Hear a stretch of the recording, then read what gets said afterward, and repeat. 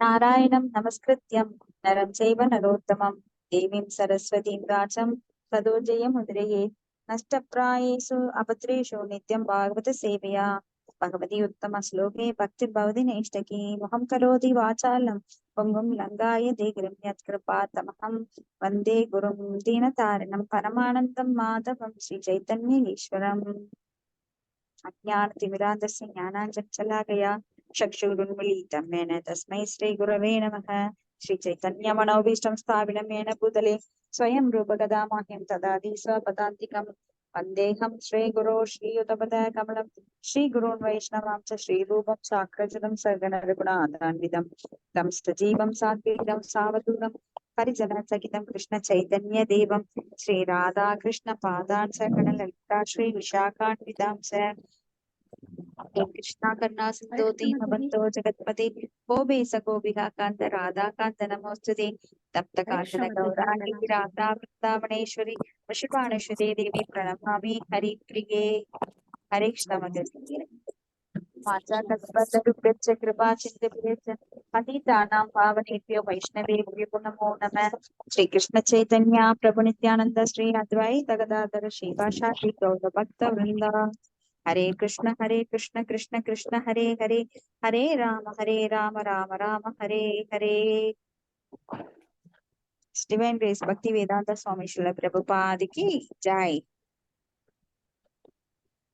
हरे कृष्णा இன்னைக்கு நம்ம பாகவதம் 2வது காண்டம் அத்தியாயம் 7 பதம் 6 பார்க்க போறோம். தர்மஸ்ய தசதுஹிதரி அஜினிஷ்ட மூர்த்தயாம் नारायणो नर इदीस्व तव प्रभावः दृष्ट्वात्मनो भगवतो नियामवलोभम् देवस्य तु अनंग प्रतना कटितुं न सेगुग। हरे कृष्ण माताजी पணிவான வணக்கங்கள் மாதாஜி. படிங்க மாதாஜி. நன்றி மாதாஜி. ஸ்ரீ ஓம் நமோ பகவதே வாசுதேவாய. ஸ்ரீல பக்தி வேதாந்த சுவாமிக்கு ஜெய். மொழிபெயர்ப்பு. அவரது சொந்த தவ விரதங்களின் முறையை காட்டுவதற்காக நாராயணர் நரன் எனும் இரட்டை ரூபங்களில் அவர் தோன்றினார். அவர் தக்ஷனின் மகளும் தர்மனின் மனைவியுமான மூர்த்தியின் கருப்பையில் தோன்றினார். மன்மதனின் தோழிகளான சுவர்கலோக சுந்தரிகள் அங்கு சென்று அவரது தவத்தை உடைக்க முயன்று தோல்வியடைந்தனர். ஏனெனில் முழுமுதற் கடவுளான அவரிடமிருந்து தங்களை போன்ற பல சுந்தரிகள் வெளியாகி கொண்டிருப்பதை அவர்கள் கண்டனர். பொருளுரை. அனைத்திற்கும் மூல புருஷராகிய பகவானே எல்லா தவ தியாகங்களுக்கும் பிறப்பிடம் ஆவார். தன்னுணர்வு பாதையில் வெற்றியடைவதற்காக பெரும் தவ விரதங்கள் முனிவர்களால் மேற்கொள்ளப்பட்டன. மனித வாழ்வு தவத்திற்கென அல்லது தன்னுணர்வுக்கென இருப்பதால் வாழ்வின் 3 நிலைகளில் பெண்களுடனான உறவை உறுதியாக துண்டித்து விட வேண்டும் என்று உண்மையான மனித நாகரீகம் உத்தரவிடுகிறது. இது சனாதன தர்மம் 4 வர்ணங்கள் மற்றும் 4 ஆசிரமங்கள் எனும் முறையால் வகுக்கப்பட்டதாகும். ஒருவனுடைய முறையான வாழ்வு இல்லற வாழ்வு, வானப்பிரஸ்தம் மற்றும் துறவரம். 25 வயது வரையுள்ள வாழ்வின் முதல் பாகத்தில் ஒரு மனிதன் ஓர் உண்மையான ஆன்மீக குருவின் வழிகாட்டலின் கீழ் பிரம்மச்சாரியாக இருந்து பயிற்சி பெற வேண்டும். ஜட உலகில் பந்தப்படும் சக்தியாக இருப்பது பெண் என்பதை புரிந்து கொள்வதற்கே இந்த முதல் பிரிவு உள்ளது. கட்டுண்ட வாழ்வின் ஜட பிணைப்பிலிருந்து ஒருவன் விடுபட விரும்புவான் ஆயின் அவன் பெண்ணிடம் உள்ள கவர்ச்சியிலிருந்து விடுபட வேண்டும். பெண் ஜீவராசிகளை வசியப்படுத்தும் அடிப்படை கொள்கையாகும். ஆனால் குறிப்பாக மனித ரூபத்தில் உள்ள ஆணுருவம் தன்னுணர்வுக்கென்றே இருப்பதாகும். உலகம் முழுவதுமே பெண் கவர்ச்சி எனும் வசீகர சக்தியின் கீழ்தான் இயங்கிக் கொண்டிருக்கிறது.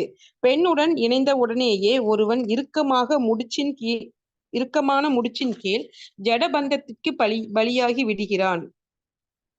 ஆண் ஒருவன் பெண்ணொருத்தியுடன் இணைந்த உடனேயே எஜமான உணர்வு ஜட உலகை அடக்கியாள வேண்டும் என்ற ஆசை துவங்குகிறது. ஒரு வீட்டையும் நிலத்தையும் வாங்குதல், குழந்தைகளை பெறுதல் மற்றும் ஒழுக்கத்தில் பிரவசித்து பெற்றவராதல் ஆகியவற்றில் உள்ள ஆசைகள், பொது ஜனங்களின் மீதும் பிறந்த இடத்தின் மீதும் உள்ள பற்று மற்றும் செல்வம் சேகரிக்கும் ஆசை ஆகிய இவை அனைத்தும் ஆகாங் புஷ்பம் அல்லது மாயையான கனவுகளை போன்றவையாகும். இவை ஒரு மனிதனின் முன்னேற்றத்தை கரெக்ட் மாதாஜி, அது ஸ்பெல்லிங் மிஸ்டேக். சமூகத்தில் பிரசித்தி பெற்றவராதல். சரிங்க மாதாஜி. அது மாத்திடுவாங்க. சரிங்க மாதாஜி.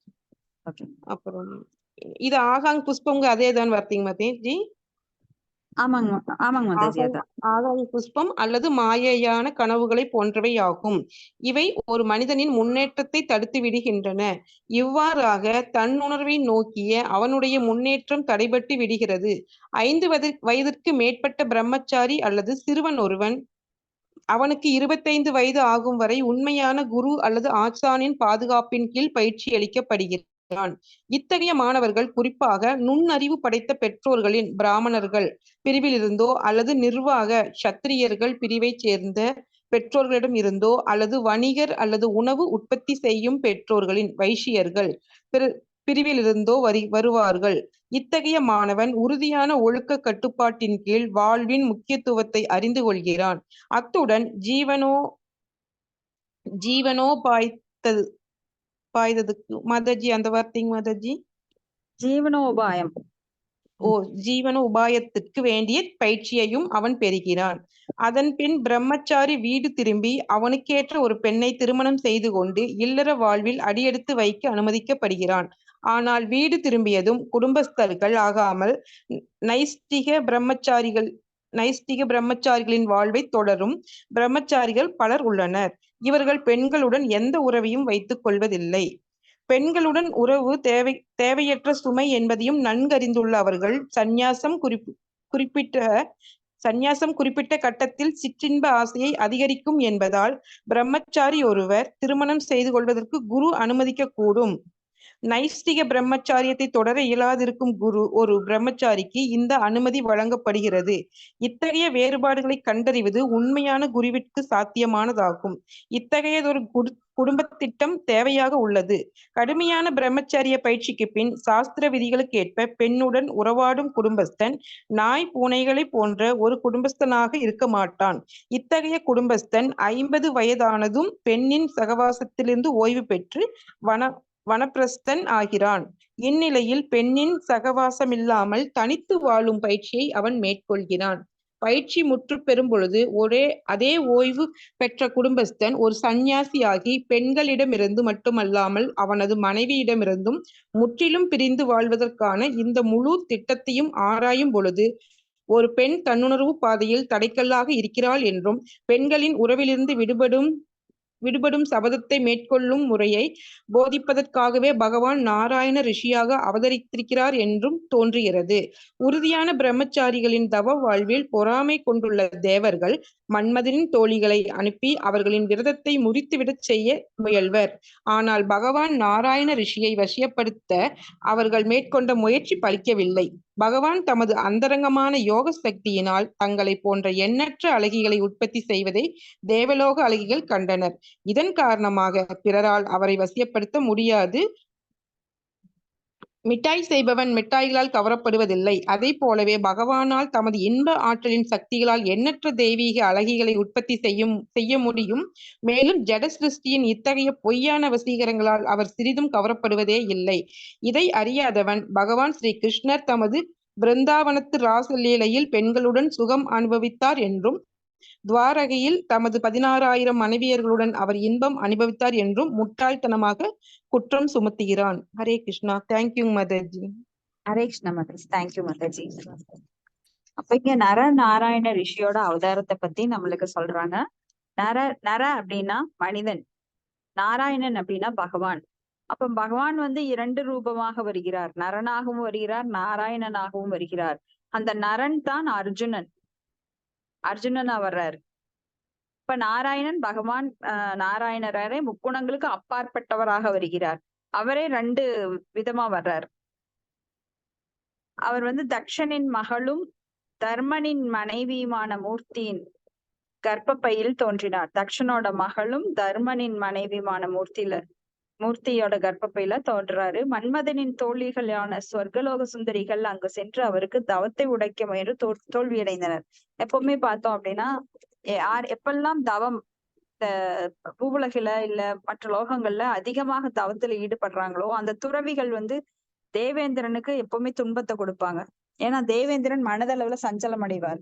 இவங்க அதிகமா தவம் பண்ணி தேவலோகத்தை அவங்க நம்ம கிட்ட இருந்து வாங்கிட்டா என்ன பண்றது, இல்ல தேவலோகத்தோட இந்திர பதவி சீட்டை அவங்க வாங்கிக்குவாங்களோ அப்படின்னு எப்பவுமே பயப்படுவாரு. அதனால அவங்க தவம் அதிகரிக்க அதிகரிக்க அந்த வெப்பமானது எல்லா உலகங்களிலும் பரவும். அப்ப தேவேந்திரன் வந்து அலர்ட் ஆயிடுவாரு. அலர்ட் ஆகி எங்க தன்னோட பதவி போயிருமோ அப்படின்னு அவங்க தவத்தை கலைக்க ஆரம்பிச்சிருவாரு. இது மாதிரி நம்ம நிறைய பார்த்திருக்கோம். விஸ்வாமித்திர முனிவர் அவர் எப்படி ஆயிரம் ஆயிரம் ஆண்டுகள் தவம் பண்ணாரு. அப்ப பல இந்திரலோக இந்திரலோகத்துல இருந்து அழகிகளை அவரை போய் டிஸ்டர்ப் பண்ணி அவர் தவத்தை கலைச்சாரு அப்படின்னு பார்த்தோம். அப்போ பகவான் வந்து மூல புருஷர். அவர் வந்து எல்லா தியாகங்களும் தவங்களுக்கும் அவர்தான் இருப்பிடம். அதனாலதான் அவர் யோகேஸ்வரர் அப்படின்னு சொல்லப்படுறாரு. அப்ப தன்னுணர்வு பாதையில வெற்றி அடையிறதுக்காக பெரும் தவ விரதங்கள் முனிவர்களால மேற்கொள்ளப்படுது. அப்ப மனித வாழ்வு தவத்திற்கென்றே இருக்கின்றது. அப்ப இந்த தவ வாழ்க்கையில மிக மோசமான நிலை என்ன அப்படின்னா பெண்களுடன் உள்ள உறவு. அதனாலதான் அந்த காலத்துல பிரம்மச்சரிய வாழ்க்கை அப்படிங்கிறதுக்கு ரொம்ப முக்கியத்துவம். வேத கல்வியை பயில்வதற்காக 4 வயசுல இருந்தே குழந்தைகளை அனுப்பிடுவாங்க. இந்த 4 ஆசிரம் 4 வர்ணம் அந்த முறைப்படி பார்த்தோம் அப்படின்னா குழந்தைகளை அந்த ஒரு 4 வயசுல இருந்தே பிரம்மச்சரிய ஆசிரமத்துக்கு அனுப்பிடுவாங்க. அங்க பிரம்மச்சரிய ஆசிரியத்துல அவங்க எப்படி வேத கல்வியை பயின்று வேத முறைப்படி வாழ்க்கையை நடத்துவது அப்படிங்கிறது நல்லா பயிற்சி கொடுக்கும் போது அந்த குழந்தை பின்னாடி வந்து தடுமாறுறதே கிடையாது. அப்ப அந்த மனித வாழ்வுக்குரிய படிப்பு தான் இந்த வேத கல்வி அப்படிங்கிறது. இன்னைக்கெல்லாம் மனித வாழ்வுக்குரிய படிப்பு கிடையாது, விலங்கு வாழ்வுக்குரிய படிப்பு தான் நம்மளுக்கு கொடுக்கப்படுது. எப்படி சம்பாதிக்கலாம், எப்படி அனுபவிக்கலாம், உடல் தேவைகளை நிறைவேற்றலாம். அது என்னைக்குமே குறைபாடுடைய கல்வி. அது வந்து திருப்தியே அளிக்காது வாழ்க்கையில. என்னதான் சம்பாரிச்சாலும் நோய் வராம இருக்காது, முதுமை வராம இருக்காது, மரணம் வராம இருக்காது. அப்ப அந்த பிறப்பு இறப்பு முதுமை நோய் ஜென்மம் மிருத்து ஜரா வியாதி இது எப்படி தடுக்கலாம் என்கின்ற படிப்பு தான் வேத கல்வி. அப்ப மனித உடலுக்கு இது ரொம்ப ரொம்ப இன்றியமையாத பாடம். ஆனா அந்த பாடத்தை விடுத்துட்டு இன்னைக்கு கவர்மெண்ட் வந்து மோசமான பாடங்களை நம்மளுக்கு சொல்லி கொடுத்துட்டு இருக்கு. ஏன்னா நம்மளோட நாலந்தா பல்கலைக்கழகம் போன்ற மிகச்சிறந்த பல்கலைக்கழகங்கள் எல்லாம் முதல்ல இங்க இந்தியாக்குள்ள பாரத பூமிக்குள்ள அடியெடுத்து வைக்கிறதுக்கு முன்னாடி அழிச்சிட்டு வந்துட்டாங்க. அப்ப அவங்க கொடுக்கிற கல்விதான் சிறந்தது அப்படிங்கிற ஒரு மனோநிலையை உருவாக்கிட்டாங்க. அந்த தவறான மனோநிலையில தான் இன்னைக்கு நம்மளோட உலகம், நம்மளோட பாரத பூமியில நம்மளுடைய சாஸ்திர கல்வியை மறந்துடாம தவறான பாதையில எல்லாத்தையும் வழிநடத்திட்டு இருக்காங்க. அது அரசாங்கம் அதுக்கு உடன்பட்டு நம்ம மத கல்வியை போதிக்காம மதத்திற்கு எதிரான கொள்கைகளை எல்லாம் போதிச்சிட்டு இருக்கு. அப்போ இங்க வந்து அந்த துறவரம் அப்படிங்கிறது ரொம்ப முக்கியமானது. அப்போ அந்த பிரம்மச்சரிய வாழ்க்கையில படிச்சுட்டு வர்ற மாணவர்கள் 25 வயதுக்கு மேல அவங்க கிரகஸ்தா வாழ்க்கையில் எடுத்துக்கிறாங்க. இல்ல அவங்க நித்திய பிரம்மச்சாரிகளாக நைஷ்டிக பிரம்மச்சாரிகளாக தங்கள் வாழ்க்கையில கல்யாணமே பண்ணாம இருக்காங்க. ஆனா ஒரு குருவுக்கு தெரியும் ஒரு சீடனோட மனோபாவம் எப்படி இருக்கு. அவன் வந்து நித்திய பிரம்மச்சாரியா இருக்கிறதுக்கு ரொம்ப கடினமானது. ஏன்னா அவனுக்கும் அவன் குறிப்பிட்ட வயது வரும்போது அந்த ஹார்மோன் சேஞ்சஸ் எல்லாம் வரும். அந்த ஹார்மோன் சேஞ்சஸ்னால அவனுக்கும் பெண்களை பார்த்த உடனே ஒரு இனம் புரியாத ஒரு அனுபவம் வரும். அதனால அவன் அடக்க முடியாதவனா இருந்தா தவறான பிரம்மச்சாரி ஆயிடுவான். அதனால கண்டிப்பான பிரம்மச்சரியங்கிறது கிடையாது. ஒரு குருவுக்கு தெரியும், அவனோட மனநிலை புரிஞ்சு அவன் கிரகஸ்தனாவும் மாத்திடுவார். நீ கல்யாணம் பண்ணணும் அப்படின்னு குரு கட்டளை இட்டுருவாரு. அப்ப அவன் கல்யாணம் பண்ணினாலும் நாய்களையும் பூனைகளையும் போல உடலுறவு கொள்ளுவது, ஈட்டிங், மேட்டிங், ஸ்லீப்பிங், ப்ரொடெக்டிங் அந்த 4 செயல்களை மட்டும் செய்யாம அவன் வந்து உடல் உறுப்புகளை எவ்வாறு கண்ட்ரோல் பண்றது, எப்படி பகவானுக்காக ஒரு குழந்தை பெற்றுக் கொள்ளுவது, அப்போ அடிப்படை தேவைகளை மட்டும் நிறைவேற்றி கொண்டு எப்படி இந்த மனித உடம்பை, இந்த இயந்திரத்தை எப்படி பகவானோட தொண்டில் ஈடுபடுத்துவது அப்படின்னு அவன் முறையா தெரிஞ்சு வச்சு அதனால அவன் வேத கல்வியை பயன்படுத்தி வாழ்க்கையில முன்னேறுகிறான். ஆன்மீக வாழ்க்கையில முன்னேறான். ஆனா படிப்பறிவே வேத கல்வி, அந்த படிப்புங்கிறது உண்மையான படிப்பு என்ன? வேத படிப்பு. அந்த படிப்பே இல்லாத ஒருத்தன் எப்பவுமே வந்து பெண்களுடைய எப்பவுமே நாய்களையும் பூனைகளையும் போல வாழ்க்கை நடத்துறதுதான் அவனோட முக்கியமான நோக்கமா இருக்கும். ஏன்னா இந்த உலகத்துல கவர்ச்சிகரமானது அப்படிங்கிறது பெண் போதை. அப்ப இந்த பெண்கள் அப்படிங்கிற இதுல போயிட்டா அவங்களுக்கு பெரும் வீழ்ச்சி. இன்னைக்கு நிறைய பேர் நாம பாக்குறோம் ஆன்மீகத்துல ஆண்கள் வந்து கல்யாணத்துக்கு அப்புறம் ஓரளவுக்கு முன்னாடி இருந்தா கூட கல்யாணத்துக்கு அப்புறம் அதை விட்டுட்டு பெண்களுக்காக சம்பாதிக்க ஆரம்பிக்கிறாங்க. இதுக்கு நாம ஒரு கதை பார்த்தோம். ஒரு பிரம்மச்சாரி பகவத்கீதை கொடுத்து அவனை படிக்கிறதுக்காக ஒரு காட்டுக்கு அனுப்புறாரு. அவருடைய குரு அனுப்புறாரு. அப்ப அவர் காட்டுக்கு போறாரு. காட்டுல போய் ஒரு குடிசை போட்டு அந்த குடிசை போடுறாரு முதல்ல தங்கறக்காக. அப்ப அதுல உட்காந்து பகவத்கீதை படிச்சுட்டு நைட்டு தூங்கும் போது அந்த பகவத்கீதையை வந்து எலி கொறிக்க ஆரம்பிக்குது. அப்ப இந்த எலி தொந்தரவு ஜாஸ்தியா இருக்கே, நம்ம பகவத்கீதை பிடிச்ச எல்லாம் கடிச்சு கொதறிடும் போல இருக்கு அப்படின்னு சொல்லி அந்த எலியை துரத்துறதுக்காக ஒரு பூனை வளர்த்தாரு. அப்ப அந்த பூனை வந்து எலியை துரத்திடுச்சு. ஆனா பூனைக்குரிய பால் வேணுங்கிறதுக்காக மாடு வளர்த்தாரு. அப்ப அந்த மாட்டுக்கு தீன் வேணுங்கிறதுக்காக உழவு தொழில் பண்ண ஆரம்பிச்சிட்டாரு. உழவு தொழில் பண்ண ஆரம்பிச்சப்ப தனக்கு ஒரு ஒத்துழைக்கிறதுக்கு ஒரு ஒத்தாசைக்காக ஒரு பெண் வேணும்னு ஒரு பெண்ணை திருமணம் செஞ்சுட்டாரு. அப்ப அந்த திருமணத்துக்கு அப்புறம் அவருக்கு ஒரு குழந்தை பிறந்தது. இப்ப பாத்தீங்கன்னா அவருக்கு படிக்கவே நேரம் இல்லை. ஏன்னா குழந்தை பிறந்தது அப்புறம் குழந்தைக்காக பாடுபட ஆரம்பிச்சிட்டாரு. அப்ப இவர் வந்த நோக்கமே முழுசா மாறி போச்சு. அப்போ ஒரு பெண் என்பவள் வந்த உடனே அவ ஸ்திரீ அப்படின்னா விஸ்தாரம் அப்படின்னு அர்த்தம். அப்போ ஒருவனோட குடும்ப வாழ்க்கை ஒரு பெண் வர்றதுக்கு முன்னாடி அவனுக்கு ஒரு மரத்தடியில கூட தூங்கலாம். அவனோட தன்னுடைய அடிப்படை தேவையை சுலபம் நிறைவேற்றிக் கொள்ளலாம். ஆனா ஒரு பெண் அப்படிங்கிறப்ப வந்தோடனே 4 செவுரு தேவைப்படுது, அப்புறம் பண்ட பாத்திரம் தேவைப்படுது, அவங்களுக்கு துணிமணி தேவைப்படுது. அப்ப பெண்ணின் ஆசையை நிறைவேற்றுறதுக்கு அவ கடுமையாக உழைக்க வேண்டி இருக்கு. அப்படியே விஸ்தாரமாகுது. அப்ப அவனுடைய வாழ்க்கையில ஆன்மீகத்துல ரொம்ப தோல்வி அடைஞ்சிடறான்.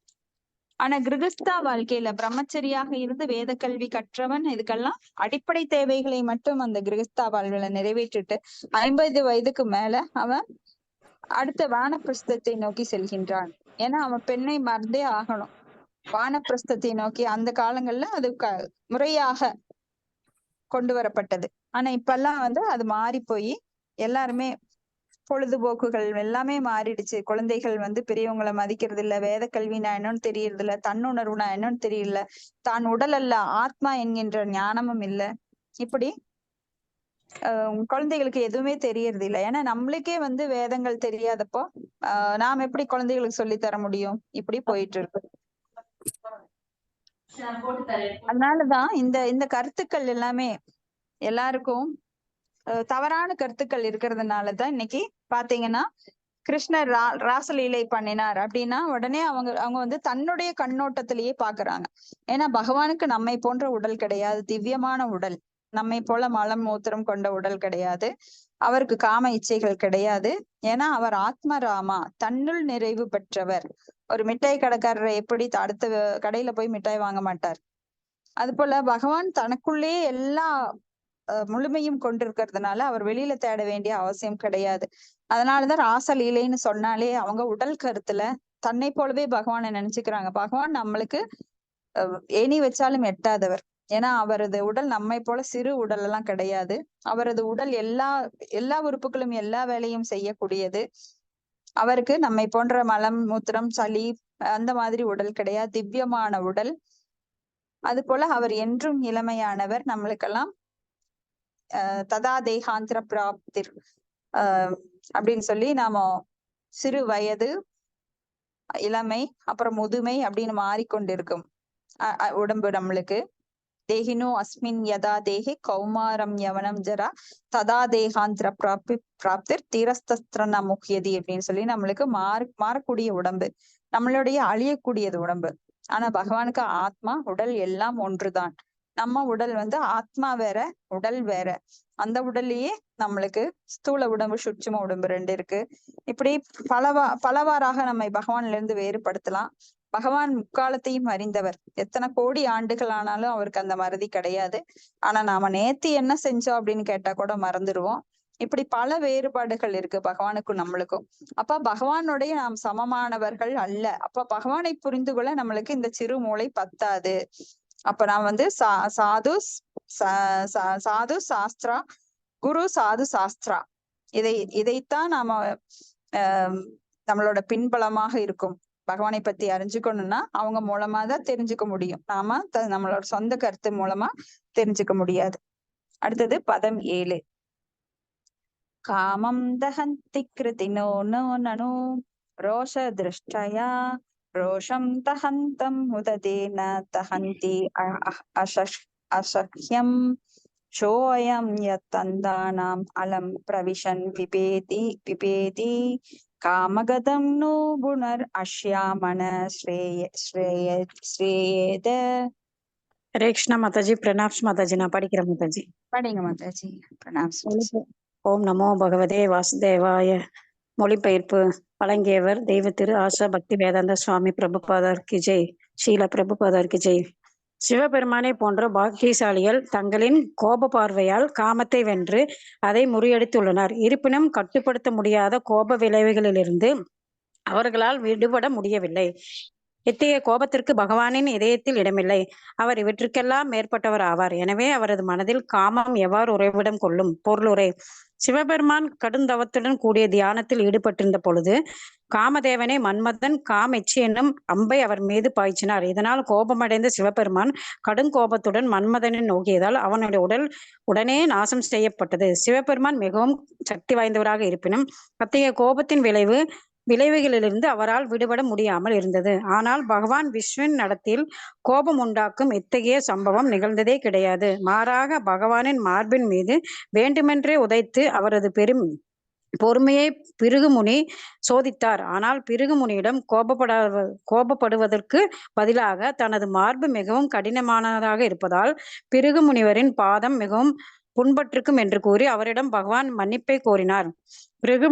பிருகுபரதா எனப்படும் பிருகுமுனிவரின் பாத அடையாளத்தை பகவான் பொறுமையுடன் அடையாளமாக ஏற்றுக்கொண்டார். அவர் எவ்விதமான கோபத்தாலும் பாதிப்படைவதே இல்லை. எனவே கோபத்தை விட பலம் குறைந்ததான காமத்திற்கு அங்கெப்படி இடம் இருக்க முடியும்? காமமோ அல்லது ஆசையோ நிறைவேற்றவில்லை எனில் கோபம் பிறக்கிறது. ஆனால் கோபமோ இல்லையெனில் காமத்திற்கு இடமே பகவான் ஆப்த காமா எனப்படுகிறார். அதாவது தமது விருப்பங்களை தாமாகவே நிறைவேற்றிக் கொள்பவர் என்று இதன் பொருளாகும். அவரது ஆசைகளை திருப்திப்படுத்துவதில் ஒருவருடைய உதவியும் அவருக்கு தேவையில்லை. பகவான் எல்லாவற்றாகவும் இருப்பதால் அவரது விருப்பங்களுக்கு எல்லையற்றவராக உள்ளன. பகவானை தவிர மற்றெல்லா ஜீவராசிகளும் எல்லா விஷயங்களிலும் எல்லைக்கு உட்பட்டவர்களாகவே. அப்படியானால் எல்லைக்கு உட்பட்டவர்களானால் எல்லையற்றவர்களின் விருப்பங்களை எப்படி திருப்திப்படுத்த முடியும்? எனவே பரிபூர்ண முழுமுதல் கடவுளிடம் காமமோ கோபமோ கிடையாது. மேலும் சில சமயங்களில் பரமனிடம் காமமும் வரப்பிரசாதமாக கருத வேண்டும். ஹரே கிருஷ்ணா மாதாஜி. நன்றி மாதாஜி. ஹரே கிருஷ்ணா மாதாஜி. தேங்க்யூ மாதாஜி. பகவான் கிருஷ்ணர் 64 தெய்வீக குணங்களை கொண்டவர். இந்த 64 தெய்வீக குணங்கள் அப்படிங்கிறது 100%. அப்ப யாருக்குமே இந்த 100% கிடையாது. ஈவன் குணங்களின் தலைவர்களான ரஜோகுண அதிபதியான பிரம்மாவுக்கோ இல்ல சிவபெருமான் தமோகுணத்தின் அதிபதியான சிவபெருமானுக்கோ 100% கிடையாது. இந்த பெர்சன்டேஜ் நாம ஏற்கனவே பார்த்திருக்கிறோம். விஷ்ணுக்கு கூட முழுமை கிடையாது.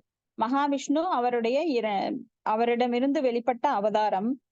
அவரை தன்னையே பலவாறாக விரிவங்கம் பண்ணிக்கிறார். அப்படி வர்ற மகாவிஷ்ணுக்குவே 93% தான். அப்போ சிவபெருமானுக்கு 86%, பிரம்மாக்கு 74%, இப்படி பெர்சன்டேஜ் குறையுது. அப்ப 100% யாரு அப்படின்னா ஆத்மராமா தன்னுள் அனைத்தும் நிறைவுற்றவர். அப்போ இங்க நம்ம பிருகுமுனி பத்தி நாம ஏற்கனவே பேசியிருக்கோம். பிருகுமுனிவர் மிகச்சிறந்த ஒரு முனிவர். அவர் பிரம்மாவோட புதல்வர். அப்படி பிருகுமுனிவர் வேள்விகளை செய்கிறார். அந்த வேள்விகள் ஆகுதி அத யாருக்கு கொடுக்கலாம்? யாரு மிகச்சிறந்தவர்? பிரம்மா, விஷ்ணு, சிவன், இந்த 3 பேர்ல யார் சிறந்தவங்க அப்படின்னு சொல்லி பிரம்மலோகத்துக்கு முதல்ல போறார் சோதிக்கிறதுக்காக. அப்ப பிரம்மதேவரை பார்த்தும் பார்க்காத மாதிரி முகத்தை திருப்பிக்கிறார். அப்ப பிரம்மதேவர் அவர் தந்தையாக இருந்தாலும் என்ன தன்னுடைய மகன் இப்படி நடந்துக்கிறான், ஒரு குணமே இல்லாம அப்படின்னு சொல்லி அவர் கோபத்தை பொறுத்து கொண்டு அவர் சமாளிச்சிடுறாரு. அப்புறம் இவர் வந்து சிவலோகத்துக்கு போறாரு. சிவனுக்கு வந்து பிருகு முனிவர் தமையன் ஆகிறார். அப்ப தமையன் வந்த உடனே ஓடி போய் அவரை ஆலிங்கனம் பண்ண போறாரு. ஆனா அவர் கிட்ட வராத, உன்கிட்ட துர்நாற்றம் அடிக்குது, எப்ப பாரு சாம்பலை சுடுகாட்டு சாம்பலை பூசிட்டு எலும்பால தோள்கள் அந்த மண்டையோடுகளை போட்டுட்டு நீ அருவருப்பா இருக்க, உடல் ஃபுல்லா பாம்பு சுத்திக்கிட்டு என்கிட்ட வராதேன்னு அவமதிக்கிறார். அப்ப சிவனுக்கு கோபம் வருது. கோபம் வந்து சாபம் விடுறதுக்காக பாக்குறாரு. அப்ப பார்வதி தேவி வந்து அவங்கள சாந்தப்படுத்திடுறாங்க. வேண்டாம், இது உங்க தமையன், பொறுத்துக்கோங்க, நீங்க கோபத்தை வெளிக்காட்டாதீங்க. அப்ப அது பொறுத்துக்கிறார். மூணாவது இவரை சிவபெருமானை விட்டுட்டு விஷ்ணு லோகத்துக்கு போறார். மகாவிஷ்ணுவோட லோகத்துக்கு போறாரு. அங்க அவர் வந்து பள்ளி கொண்டிருக்கிறார், சயனத்துல பள்ளி கொண்டிருக்கிறார். லட்சுமி தேவி அவங்களுக்கு பாத சேவனம் செஞ்சுட்டு இருக்காங்க. அப்ப இவருக்கு கோபம் வருது. பிருகுமுனிவர் கோபம் வந்து, நான் வர்றது கூட தெரியாம அப்படி என்ன உங்களுக்கு உறக்கம் அப்படின்னு சொல்லி மார்புல எட்டி உதைக்கிறார். எட்டி உதைச்சுன்னா பகவான் ரொம்ப சாந்தமா இருந்துருச்சு. எந்த ஒரு அவருக்கு இன்பமும் துன்பமும் இருமைகள் அற்றவர். இருமைகள் வந்து அவரை எப்பவுமே பாதிக்காது. அதனால அவர் ரொம்ப சாந்தமா, என்னோட கடினமான பாறை போன்ற இதயத்தை நீங்க உதைச்சிட்டீங்க, உங்களோட கால் புண்படுமே அப்படின்னு சொல்லி அவர் பாதத்தை வருடி விடுறாரு. ஆனா இத பார்த்து மகாலட்சுமிக்கு கோபம் வருது. ஏன்னா மகாலட்சுமி அவங்க இதயத்துல இருக்கிறவங்க. அப்ப இதயத்துக்குள்ள நான் இருக்கேன், என்னை நோக்கி அவர் உதைச்சிருக்காரு, அவர் பாதத்தை நீங்க வருடி விடுறீங்க, அதனால நான் உங்க கூட இருக்க மாட்டேன், உங்க கூட தங்க மாட்டேன்னு அவங்க பூலோகத்துக்கு வந்துடுறாங்க. இப்படித்தான் திருப்பதி பெருமாள் நாம சுவாமி இங்க வந்து பள்ளி கொண்டது, அவர் வந்து இங்க சேவை செய்யறது. அப்ப இதெல்லாம் நமக்கு ஏற்கனவே படிச்சிருக்கோம். அப்ப பகவான் வந்து எந்த ஒரு காமமோ கோபமோ இல்லாதவர். அவர்கிட்ட இந்த குணங்கள் எல்லாம் கிடையாது. காம, குரோத, லோபம், மோகம், மதம், ஆச்சரிய போன்ற குணங்கள் எல்லாம் நம்மளுடைய முக்குணங்களுக்கு உட்பட்ட இந்த மானிடர்களுக்கு தான் இருக்கோ தவிர பகவானுக்கு கிடையாது. பகவான் அதற்கு அப்பாற்பட்டவர், அபாபவித்த, பாவங்கள் அற்றவர், அஜ, அவர் வந்து பிறப்பற்றவர், அஜித்த, அவர் என்றும் தோல்வியடையாதவர். இப்படி பல நற்குணங்களே அவர்கிட்ட இருக்கு. அப்ப அவர் யாராலும் வெல்ல முடியாதவர், என்னைக்கும் அவர் களங்கம் அடையாதவர், பாவங்கள் அற்றவர். இப்படி பகவான் அதனாலதான் கோவிந்தன் அப்படின்னு பல சிறப்பு பெயர்கள் அவருக்கு வந்து சகஸ்ர நாமம், பல பல ஆயிரம் நாமங்கள் இருக்கு. அப்போ ஈவன் சிவபெருமான் கூட காமத்தை கட்டுப்படுத்தினார். மன்மதனை எரிச்சிட்டார் தனது மூன்றாவது கண்ணால, நெற்றி கண்ணால எரிச்சிட்டார். ஆனா அதே சமயம் அவர் கோவப்பட்டுதான் எரிச்சார். ஆனா பகவான் கிருஷ்ணர் என்னைக்குமே நாம கோவப்பட்டு பார்த்தது கிடையாது. ஏன்னா அவர் குணங்களுக்கு அப்பாற்பட்டவர். அவர் எப்பவுமே சுத்த சத்துவ குணத்தில் நிலைத்திருப்பவர். அததான் இங்க நரநாராயணர் ரூபத்துல அவர் வந்து தன்னோட தொடைகள்ல இருந்து ஏகப்பட்ட அழகிகளை தோற்றுவிக்கிறார். ஆனா நரநாராயணர் கடுமையா தவம் செய்யறத பார்த்துக்கிட்டு இந்திரனுக்கு ஒரு பொறாமை, எங்க தன்னுடைய சேர அவர் பிடிச்சிருவாரோன்னு சொல்லிட்டு அவருக்கு சப்ளை பண்றாரு. ஊர்வசிங்கிறது பகவானோட தொடையில இருந்து வந்தவங்க. வேற அழகிகள் எல்லாம் அனுப்புறாரு அவர் தவத்தை கலைக்கிறதுக்காக. ஆனா பகவான் என்ன பண்றாருன்னா தன்னுடைய தொடையிலிருந்து ஊர்வசியே தோற்றுவிக்கிறார். அழகுக்கெல்லாம் அழகு, அந்த தேவலோக மங்கைகளை விட அழகா இருக்கிறார். அவரையே கொண்டு போய் பரிசா கொடுத்தார் தேவேந்திரனுக்கு. அப்ப இத பாத்துக்கிட்டு எல்லா அழகிகளும் இவர் தொடையில இருந்துதான் உற்பத்தி ஆகுறாங்க, அப்ப எந்த அழகியை அனுப்பியும் நாம பிரயோஜனம் கிடையாது. அப்ப இவர் வந்து பகவானேதான் நரநாராயணரை வந்திருக்கிறான்னு இந்திரன் புரிஞ்சுக்கிட்டு அப்புறம் வழிபடுறாரு. பதம் 8.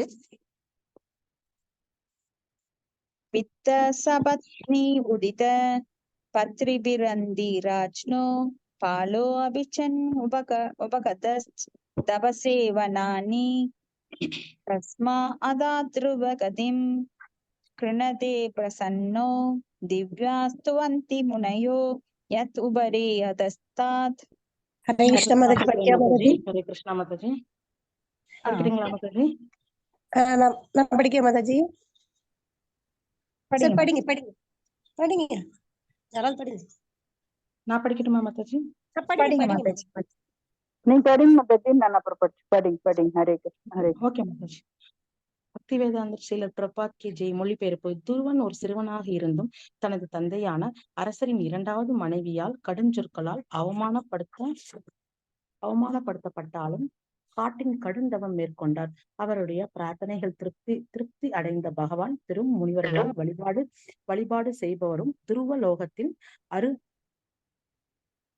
இது என்ன மாதாஜி, இது துருவலோகத்தை அருக்களித்தாருங்களா? எங்கேங்க மாதாஜி? அவமானப்படுத்தப்பட்டால் காற்றில் கடுந்தவத்தை மேற்கொண்டார். அவருடைய பிரார்த்தனைகளால் திருப்தி அடைந்த பகவான் பெரும் முனிவர்களால் அளித்தார் மாதாஜி, அவருக்கு அளித்தார். Okay, thanks Mataji. பொருளுரை. மிகச்சிறந்த பக்தரும் உத்தானபாத மகாராஜாவின் புதல்வருமான இளவரசன் துருவன் 5 வயதில் மட்டுமே நிரம்பிய நிலையில் தனது தந்தையின் மடியின் மீது அமர்ந்தினார். அரசர் அவரை தட்டி கொடுத்து கொண்டார். துருவனின் மாற்றுத்தாய் இதை விரும்பவில்லை. இதனால் மடியில் அவரை கீழே பிடித்திழுத்து தனக்கு ஒரு மகனாக பிறக்காததால் அரசரின் மடியில் அமரும் தகுதி அவருக்கில்லை என்று கூறினார். மாற்றான் தாய் இச்செயலால் சிறு அவமானமடைந்ததால் அவர் தந்தை இரண்டாவது மனைவியிடம் அளவுக்கு அதிகமான பற்று கொண்டிருந்ததால் அவர் அதை தடுக்கவில்லை. இச்சம்பவத்திற்கு பின்பு இளவரசரான துருவன் தனது சொந்த தாயிடம் சென்று முறையிட்டார். ஆனால் எந்த நடவடிக்கையும் எடுக்க முடியாத அவரது கண்ணீர் விட்டால் தனது தந்தையின் அரியாசனத்தில் அமர்வது எப்படி என்று சிறுவன் தான் தாயிடம் வினாவினார். அதற்கு பகவான் மட்டும்தான் உதவ முடியும் என்று நிராதரவான நிலையிலும் ராணி பதில் கூறினார். பகவான் எங்கும் காண முடியும் என்று சிறுவனின் கேட்டான். அதற்கு ராணி, பெரும் முனிவர்கள் சில சமயங்களில் பகவான் அடர்ந்த காற்றுக்குள் காண்கின்றன என்று பதில் கூறினார். உடனே சிறுவன் இளவரசன் தான் நோக்கியதை அடைவதற்காக காற்றிற்கு சென்று தன் நோக்கத்தை அடைவதற்காக காட்டினுள் சென்று கடுந்தவம் மேற்கொள்ள முடிவு செய்தார். இளவரசரான துருவன் தனது ஆன்மீக குருவான ஸ்ரீ நாரத முனியின் உபதேசத்தின் கீழ் கடுந்தவத்தை மேற்கொண்டார். இந்த நோக்கத்திற்காக நாரத முனிவர் பகவானை அங்கு அனுப்பி வைத்தார். துருவனுக்கு நாரதன் ஓம் நமோ பகவதே வாசுதேவாய என்ற 18 அட்சாரங்களை கொண்ட மந்திரத்தை உபதேசித்து அவருக்கு தீட்சை அளித்தார். பிறகு பகவான் வாசுதேவன் 4 கரங்களுடன் கூடிய பரிஷினி கர்ப்ப ரூபத்தை தோன்றி 7 நாட்களுக்கு 7 நட்சத்திரங்களுக்கு மேல் உள்ள ஒரு கிரகத்தை இளவரசருக்கு அளித்தார். இவ்வாறாக தான் மேற்கொண்ட காரியத்தில் வெற்றியடைந்த துருவன் பகவானை நேருக்கு நேராக கண்டு தனது தேவைகளை நிறைவேற்றப்பட்டு திருப்தி அடைந்தார். இளவரசன் துருவன் மகாராஜனுக்கு அளிக்கப்பட்ட கிரகம் நிலையானது என்று வைகுண்ட லோகமாகும். இது பரமபுருஷரின் வாசுதேவரின் விருப்பத்தால் ஜட வெளியில் எழுந்தருளச் செய்யப்பட்டதாகும். இந்த கிரகம் ஜட வெளிக்கு இருந்தாலும் பிரளய காலத்தில் இது அழிவுக்குட்படாமல் அதன் இடத்திலேயே நிலையாக நிற்கக்கூடியதாகும். மேலும் என்றுமே அழிவுக்குட்படாத ஒரு வைகுண்ட லோகமானது இது இருப்பதால் இவ்வுலகின் 7 நட்சத்திரங்களில் வாசிகளிலும் வழிபடப்பட்டு வருகின்றன. இந்த நட்சத்திரங்களின் துருவ லோகத்தின் கீழ் உள்ளன.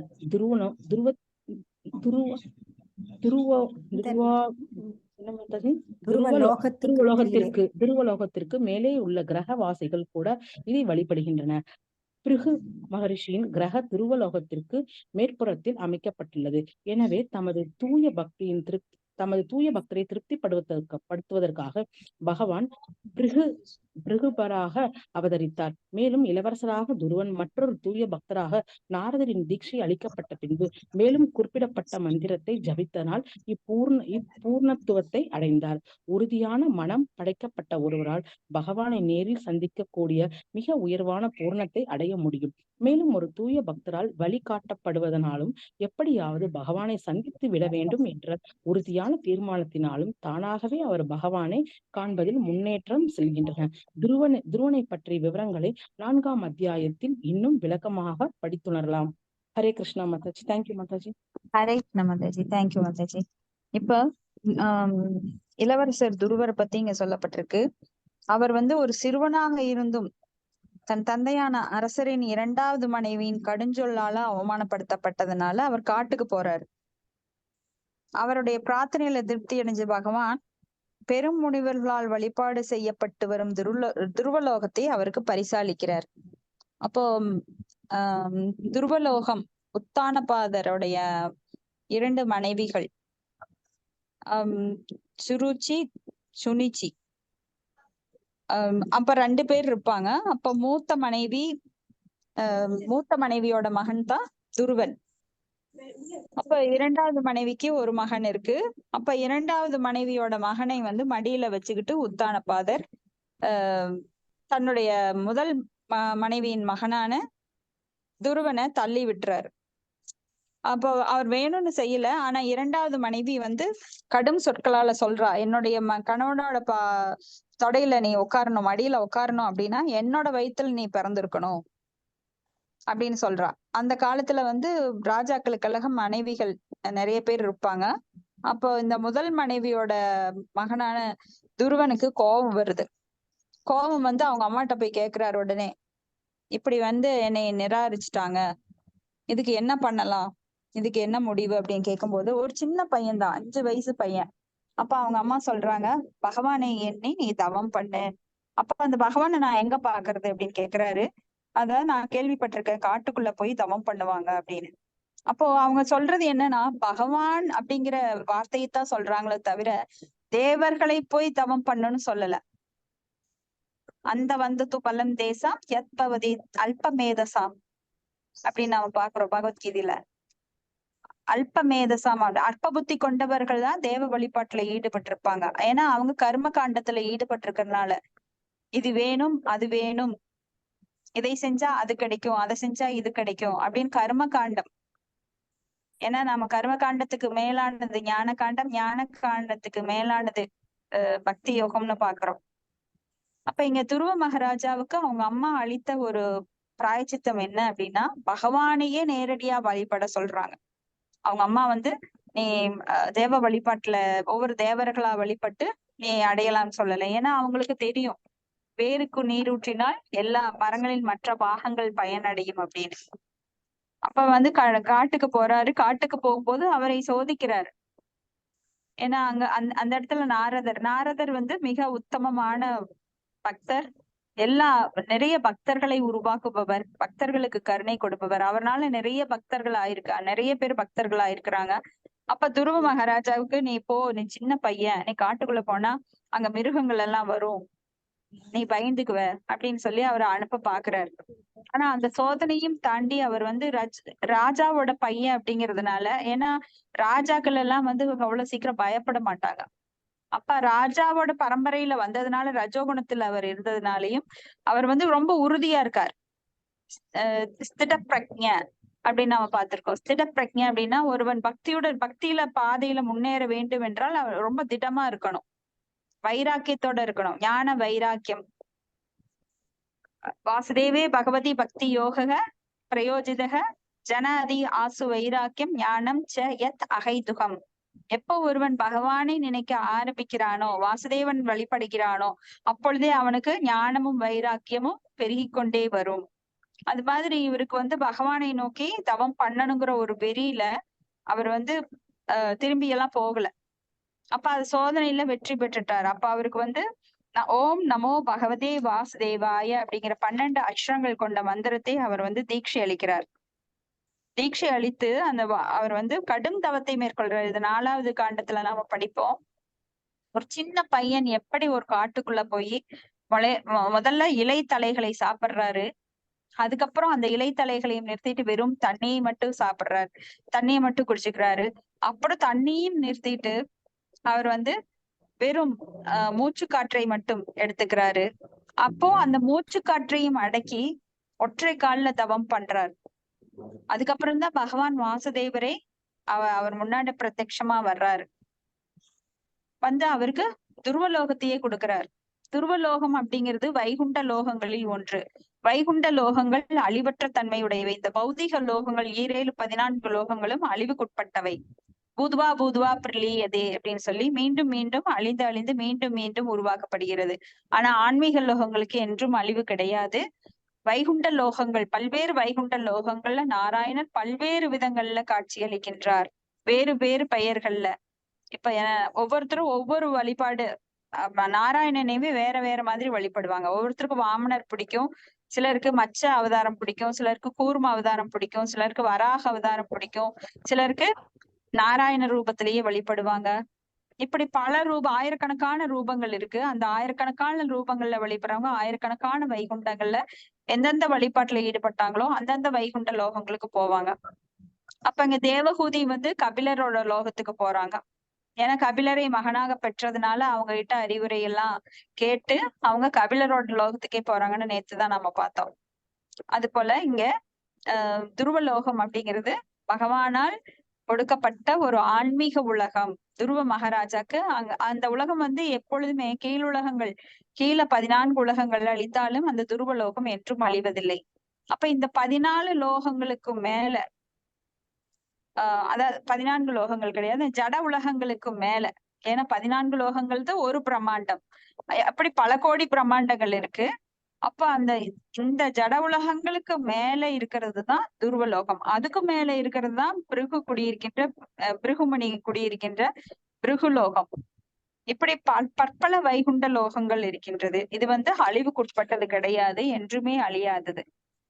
இப்படி தூய பக்தரை திருப்திப்படுத்துவதற்காக பகவான் பிருஷ்ணி கற்பரா அவதரிக்கிறார். அப்ப இளவரசரான துருவன் மற்றொரு தூய பக்தரான நாரதரால் தீட்சை அளிக்கப்பட்ட பின் மேலே குறிப்பிட்ட மந்திரத்தை ஜெபிச்சதுனால இப்பூர்ணத்துவத்தை அடைகிறார். அப்ப உறுதியான மனம் படைத்த ஒருவரால மட்டும்தான் பகவானை சந்திக்கக்கூடிய பூர்ணத்துவத்தை அடைய முடியும். ஏன்னா எளிமையா எல்லாம் பக்தி பண்ண முடியாது. பக்தி பாதை எடுத்துட்டா நாம ரொம்ப ஜாலியா இருக்கலாம், நம்மளுக்கு சொத்து வந்துரும், கார் வந்துரும், நம்மளுக்கு இறப்பு வராது அப்படின்னு யார் கற்பனை கோட்டை கட்டிக்க கூடாது. ஏன்னா ஆரம்பத்துல பக்திக்குள்ள வர்றதுக்கு நீங்க வாங்க, உங்களுக்கு வேண்டியது நடக்கும்னு நாம சொல்லலாம். ஆனா அதை எப்படியாவது அவங்கள பக்தி பாதையில கூட்டிட்டு வர்றதுக்காக அந்த சிறு பொய்ய சொல்றோம். அதுக்கப்புறம் தான் தெரியுது இந்த உலகம் துக்காலயம், இங்க எல்லாமே நிரந்தரமற்றது. அப்போ பக்திங்கிறது நாம உடல் தளத்துல கிடையாது, ஆன்மீக தளத்துல செய்யக்கூடியது, உணர்வால் செய்யக்கூடியது. பக்தி அப்படின்னா கிருஷ்ணா கான்சியஸ்ன்னு ஏன் பெயர் வச்சாரு சில பிரபுபாதர்? ஏன்னா அது உணர்வு பூர்வமானது, உடல் பூர்வமானது கிடையாது. அடுத்தது பதம் 9. யத்வேனம் உத்பத கதம் த்விஜ பிரஜ வஜ்ர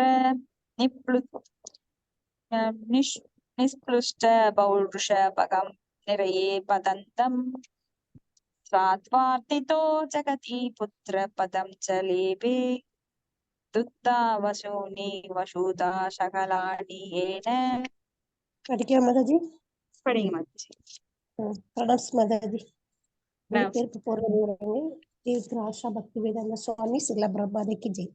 மொழிபெயர்ப்பு. வேண மகாராஜன் தர்மத்தின் பாதையிலிருந்து விலகி சென்றான். பிராமணர்களும் வஜ்ரசாபத்தின் மூலமாக அவனை தண்டித்தனர். இதனால் வேண மகாராஜன் அவனது கர்மங்களுடன் ஐஸ்வர்யத்துடனும் எரிக்கப்பட்டு நரகத்திற்கு அனுப்பப்பட்டான். பகவான் தமது அசூரணமான கருணையால் அவனுடைய மகனாக பிருது என்ற பெயருடன் அவதரித்து சாபத்துக்குள்ளான வேண மகாராஜனை நரகத்திலிருந்து விடுவித்தார். மேலும் விவசாயத்திற்காக ஒரு பூமியை நன்கு பயன்படுத்தி கொண்டார். பொருளுரை. வர்ணாசிரம தர்ம முறைக்கேற்ப பக்தியும் கல்வியும் உள்ள பிராமணர்களை சமுதாயத்தின் உண்மையான காப்பாளர்கள் ஆவார். பிராமணர்களே நாட்டை எவ்வாறு முற்றிலும் நேர்மையான முறையில் ஆட்சி பெறுவது என்பதை நிர்வாகிகளான அரசர்களுக்கு உபதேசித்து வந்தனர். இதனால் பக்குவமான பொதுநலம் எண்ணம் கொண்ட நாடாக அது இயங்கி வந்தது. அரசர்கள் அல்லது சத்திரிய நிர்வாகிகள் எப்பொழுதும் கற்றிருந்த பிராமணர்களுடன் கலந்து ஆலோசிப்பார்கள். அவர்கள் கொடுங்கோல் ஆட்சி புரியும் சக்கரவர்த்திகளாக இருந்ததே இல்லை.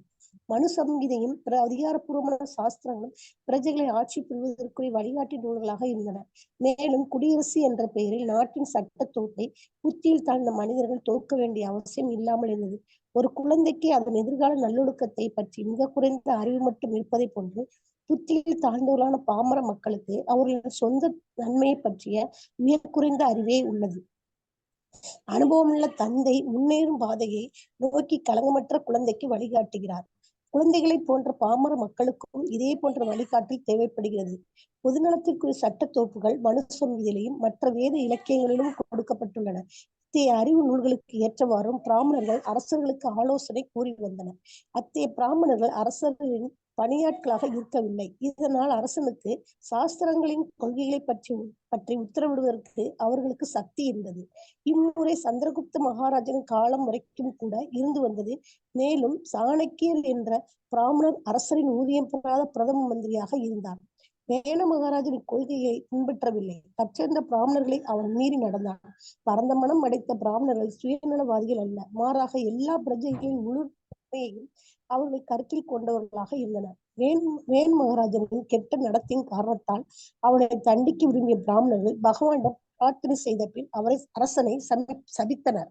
நீண்ட ஆயுள், அடக்கம், நற்பெயர், நேர்மை, மேலோங்களுக்கு ஏற்றம் பெறக்கூடிய வாய்ப்பு மற்றும் புண்ணிய புருஷர்களின் ஆசி, மகாத்மாவின் அடிச்சுவட்டை உறுதியாக பின்பற்ற ஒருவன் முயற்சிக்க வேண்டும். வேணு மகாராஜன் அவனுடைய கடந்த கால நேர்மையினால் அரசனானான். ஆனால் அவன் வேண்டுமென்றே மகாத்மாக்களை அலட்சியம் செய்ததால் மேற்குறிப்பிட்ட ஆசிகள் அனைத்தையும் இழந்து விடுமாறு தண்டிக்கப்பட்டான். வாமன புராணத்தின் வேண மகாராஜன் சரித்திரமும் அவனுடைய இழிவும் முழுமையாக விவரிக்கப்பட்டுள்ளன. தம் தந்தையான வேணன் இளைச்ச குடும்பத்தில் பிறந்து குஷ்ட நோயால் துன்பப்பட்டு கொண்டிருக்கின்றான் என்பதை கேள்விப்பட்ட உடனே பிருது மகாராஜன் குருஷேத்திரத்துக்கு அவனை அழைத்து வந்து எல்லா துன்பங்களிலிருந்தும் அவனை விடுவித்தார். பகவானின் அவதாரமான பிருது மகாராஜன் பூமியிலிருந்து ஒழுங்கின்மையை சரிப்படுத்துவதற்காக பிராமணர்களின் பிரார்த்தனையின் மூலமாக வந்து அவதரித்தார். எல்லா வகையான பயிர்களையும் அவர் உற்பத்தி செய்தார். ஆனால் அதே சமயம் தந்தையை நரகமான சூழ்நிலையிலிருந்து விடுவிக்க வேண்டிய ஒரு மகனின் கடமையையும் அவர் நிறைவேற்றினார். புதர் என்றால் புத்து என்று அழைக்கப்படும் நரகத்தில் இருந்து விடுவிப்பவர் என்று பொருள்படும். இதுவே தகுதியுள்ள ஒரு புத்திரனுக்குரிய அடையாளமாகும். ஹரே கிருஷ்ண மாதாஜி. தேங்க்யூ மாதாஜி. ஹரே கிருஷ்ண மாதாஜி. தேங்க்யூ மாதாஜி. அப்போ நாம ஒரு குறிப்பிட்ட ஒரு கருத்தை வலியுறுத்த வேணும் அப்படின்னா நாம குழந்தைகளுக்கு என்ன சொல்லுவோம்னா கதை வடிவுல சொல்லுவோம். ஆனா இங்க கதை வடிவுல சொல்லப்பட்டாலும் இதெல்லாம் உண்மையான கதைகள், உண்மையான நடந்த சம்பவங்கள். அந்த காலத்துல வேண மகாராஜன் ஒருத்தர் இருந்தார். வேண மகாராஜன் அப்படின்றவர் வந்து அவங்க தந்தை வந்து மிக உயர்ந்த ஒரு மன்னராக இருந்தாலும் மன்னர் அப்படின்னா என்னன்னா ததா பிரஜா ததா ராஜா அந்த ராஜா எப்படியோ அப்படி பிரஜைகள், ததா பிரஜா அப்படின்னு சொல்லுவாங்க. அப்போ மன்னர் வந்து ரொம்ப நல்லவரா இருந்தாருன்னா மக்கள் என்ன பண்ணுவாங்க, நல்லவங்களா இருப்பாங்க. ஏன்னா மன்னர் தான் எல்லா கட்டுப்பாட்டு விதிகளையும் அங்க ஒழுங்குமுறைகளையும் அங்க நாட்டுல பிரகடனப்படுத்துறாரு. அதனால அங்க நாட்டுல சட்டங்கள் எல்லாம் நல்லா இருக்கும். ஆனா தலைமை சரியில்லை அப்படின்னா, ஒரு நாட்டுல தலைவர் சரியில்லைன்னா அங்க குழப்பங்கள், கூச்சல் எல்லாமே இருக்கும். மக்கள் வந்து நிறைய திருடர்கள், கொள்ளையர்கள் மக்களை துன்புறுத்துவாங்க. சட்டம் ஒழுங்கு சரி இருக்காது. இன்னைக்கெல்லாம் பாத்தீங்கன்னா அப்படித்தான் சில நாடுகள்ல. அப்புறம் கவர்னர் ஆட்சி முறையை கொஞ்ச நாளைக்கு கொண்டு வருவாங்க. ஏன்னா அவர் சரியில்லை, அவருக்கு திறமை இல்லை அப்படின்னா. அது மாதிரி இங்க வேண மகாராஜா நல்ல ஒரு மன்னனுக்கு பிறந்திருந்தாலும் அவர் வந்து ரொம்ப அக்கிரமங்களை செய்ய ஆரம்பிச்சிட்டாரு. குழந்தையிலிருந்தே தீய பழக்கங்கள். அவர் போனார்னால குழந்தைகள் ஏதாவது கூட விளையாடுற குழந்தைகள் அவர்கிட்ட ஏதாவது தப்பா ரொம்ப நீ செய்யறது தப்பு அப்படின்னு சொன்னா கூட உடனே வெட்டிட்டு வரான். அப்போ உத்தமமான ஒரு ராஜாக்கு பிறந்த வேண மகாராஜா வந்து ரொம்ப அட்டூழியம் செய்ய ஆரம்பிச்சிட்டார் குழந்தையிலேயே. அப்போ அவங்க தந்தை என்ன பண்ணாங்கன்னா, இப்படி ஒரு குழந்தை பிறப்பது நல்லதா கெட்டதா அப்படின்னு பார்த்தோம் அப்படின்னா, இப்படி ஒரு குழந்தை பிறந்ததுனால அவருக்கு வந்து வாழ்க்கையில ஒரு வெறுப்பு உண்டாயிருச்சு. அப்ப வர்ணாசிரம கடமையில வந்து அவர் வானப்பிரஸ்தத்தை நோக்கி வேகமா போக ஆரம்பிச்சிட்டாரு. எல்லாத்தையும் துறந்துட்டு வேகமா போக ஆரம்பிச்சிட்டாரு. அப்ப இது கூட அந்த குழந்தை பிறந்தது கூட அவருக்கு நல்லதா போயிடுச்சு. ஏன்னா வாழ்க்கையை வெறுக்க ஒரு சம்பவம் நம்மளுக்கெல்லாம் வேணும். நாம எல்லாம் நினைச்சதெல்லாம் கிடைச்சதுன்னா கடவுளையும் நினைக்க மாட்டோம். நினைத்ததெல்லாம் நடந்து விட்டால் தெய்வம் ஏதுமில்லைன்னு சொல்லிட்டு நாம இந்த ஜட உலகிலேயே இருந்துருவோம். அப்ப நம்மளுக்கு துன்பங்கள் வர்றது எதனாலேனா, சீக்கிரம் பகவானை பத்தி நினைச்சு நம்மளுடைய உண்மையான லோகத்துக்கு போகணும். நம்மள உண்மையான இருப்பிடம், இதெல்லாம் வாடகை வீடு, எப்பவுமே இது காலி பண்ணியே ஆகணும். எத்தனை கோடி பிறவிகள் எடுத்தாலும் நம்ம கடைசியில போக வேண்டிய நித்தியமான இருப்பிடம் ஆன்மீக உலகம். அது வரைக்கும் நாம துன்பப்படணுங்கிறதா இங்க நியதி. ஏன்னா இந்த ஜட உலகம் நம்மளுக்கு ஒரு ஜெயிலு. இங்க ஜெயிலரா இருக்கிறது மாயாதேவி. மாயாதேவி திரும்ப திரும்ப துன்பங்கள் கொடுப்பாங்க. அந்த துன்பங்களை எல்லாம் தற்காலிகம் நினைச்சிட்டு நாம நிவர்த்தி பண்ண போராடிட்டே இருப்போம். அப்ப பெரிய ஒரு அடி உழுகும். அப்பதான் நம்ம கடவுளை நோக்கி நம்ம முகத்தை திரும்ப ஆரம்பிப்போம். அப்ப இதுதான் அவரோட வாழ்க்கையில நடந்தது. அப்ப வேண மகாராஜனை அவர் தீர்த்தவே முடியல. அப்ப என்ன பண்ணாங்கன்னா, பிராமணர்கள் எல்லாம் சேர்ந்து அவருக்கு சாபம் கொடுத்தாங்க. ஏன்னா வேற வழி இல்லாம அவர் அரசன் ஆக்குனாங்க. அரசன் ஆனோன்னா அவரது ஆட்டம் ஜாஸ்தி ஆயிருச்சு. ரொம்ப அக்கிரமங்கள் பண்ண ஆரம்பிச்சாரு. அப்ப பிராமணர்கள் எல்லாம் சேர்ந்து ஒரு முடிவு பண்ணுனாங்க. அவருக்கு சாபம் கொடுத்தே அவரை கொன்னாங்க. ஏன்னா பிராமணர்கள் எல்லாம் அந்த காலத்துல அவ்வளவு தூய்மையானவர்களா இருந்தாங்க. அவர்களுடைய நாக்கில் இருக்கிற வேத மந்திரங்களை உச்சரித்தாலே நெருப்பு வரும். அந்த மாதிரி அவங்க வேதங்கள்லயே நெருப்பு வர வைப்பாங்க. அப்ப அந்தணர்களை வந்து யாருமே உம் நிராகரிக்க கூடாது. ஏன்னா அந்தணர்கள் வந்து சமுதாயத்தின் மூளை மாதிரி. அந்த அளவு தூய்மையா இருந்தாங்க. வேதங்களை எல்லாம் நல்லா கத்துக்கிட்டு மக்களுக்கு நல்லா வழிகாட்டினாங்க. அப்போ ராஜாவுக்கு கூட அவங்கதான் வழிகாட்டினாங்க. ராஜகுரு இருப்பார் அந்த காலத்துல எல்லாம். ராஜகுருவை வந்து ரொம்ப அரசனுக்கு கீழெல்லாம் அவர் மதிக்க மாட்டார். அவர் ராஜகுரு அப்படிங்கிறவர் முதல்ல மரியாதை செய்யப்பட வேண்டியவர். அப்படி வந்து ராஜாக்கள் குருக்களை வணங்கி அவங்களுடைய உபதேசத்தின் பிரகாரம் தான் ஆட்சி நடத்துவாங்க. ஏன்னா அவங்க சத்துவகுணத்தில் என்றும் நிலை பெற்றவர்கள். பிராமணர்கள், பிரம்மனை அறிந்தவர்கள் தான் பிராமணர்கள். அந்த பிராமணர்கள் வந்து ஒரு அரசனுக்கு நல்வழி காட்டுவாங்க. அவங்க வந்து சாணக்கியர் கேள்விப்பட்டிருப்பீங்க. அப்ப சாணக்கிய சாஸ்திரம் இருக்கு, சாணக்கிய தந்திரம் எல்லாம் புக் இருக்கு. அதெல்லாம் படிச்சீங்கன்னா தெரியும் சாணக்கியர் வந்து எவ்வளவு அறிவுரை வழங்கியிருக்காரு அப்படின்னு. ஒரு நாட்டை நிர்வகிக்கிறது எப்படி அப்படிங்கிற ரூல்ஸ் அண்ட் ரெகுலேஷன்ஸ் எல்லாம் அவங்க போட்டிருக்காங்க. மனு சம்ஹிதை. அப்ப பிராமணர்கள் மனு சம்ஹிதையெல்லாம் இயற்றி ஒரு நாட்டிற்கு சட்டம் எப்படி இன்றியமையாததோ அது போல இந்த மனித குலத்திற்கு சட்டம் இன்றியமையாது. அந்த சட்டத்தை தான் அவங்க எல்லாம் படிச்சு இந்த மாதிரி ராஜாக்கு சொல்லி கொடுப்பாங்க. நீங்க வந்து இவர்களை இப்படி கையாளணும், இந்த சட்டங்களை ஏற்றணும், நாட்டை இப்படி பாதுகாக்கணும், எதிரிகள் இப்ப படையெடுத்து வரப்போறாங்க. ஏன்னா அவங்களுக்கு எல்லா தந்திரங்களும் தெரியும். ராஜதந்திரங்களை எல்லாம் கற்றவர்களா இருப்பாங்க. அதனாலதான் பாத்தீங்கன்னா துரோணர் கூட நீங்க போர்க்கலையில கூட வல்லவரா இருந்தார். ஒரு பிராமணன் வந்து போர் புரியணுங்கிறது கிடையாது. ஏன்னா அவர் வந்து வேதங்கள்ல இருக்கின்ற அந்த போர் முறைகள் எல்லாம் அன்னைக்கெல்லாம் இந்த நுணுக்கங்கள் எப்படி வேத வழி வந்தது. வேதத்துல மந்திரங்கள் மூலமாக தான் அஸ்திரங்களை உருவாக்குனாங்க. இன்னைக்கெல்லாம் வந்து அஸ்திரம் அப்படின்னா துப்பாக்கி, பீரங்கி, அணுகுண்டு. அன்னைக்கெல்லாம் வேதங்கள் அந்த வேத சான்ஸ்கிரிட் மொழியிலேயே வந்து காற்றை வந்து நிறுத்தலாம், மலையை கொண்டு வரலாம், அஸ்திரங்களை உருவாக்கலாம். அப்ப மந்திரங்கள் மூலமா தனுர்வித்தை அப்படின்னு சொல்லப்படுது. இந்த காலம் மாதிரி கையில ஏந்திட்டு போக வேண்டிய அவசியம் கிடையாது. மந்திரம் சொன்னாலே அந்த ஆயுதம் வந்துரும் கையில. அப்படித்தான் அஸ்வத்தாமன் வந்து பிரம்மாஸ்திரத்தை உபயோகித்தார். கையில எல்லாம் தூக்கிட்டு போக வேண்டிய அவசியம் கிடையாது. மந்திரங்கள் மூலமா ஏவினாங்க. நம்ம கூட மகாபாரதம் சீரியல் எல்லாம் பார்ப்போம். ராமாயண சீரியல் எல்லாம் ஒரு அம்பு விடுவாங்க, அது பல அன்பா மாறி அப்படியே போய் படைகளை எல்லாம் தாக்கும். இப்படி மந்திரத்துல போர் வித்தைகள் இருந்தது. இன்னைக்குதான் அது வேற மாதிரி ஆயிடுச்சு.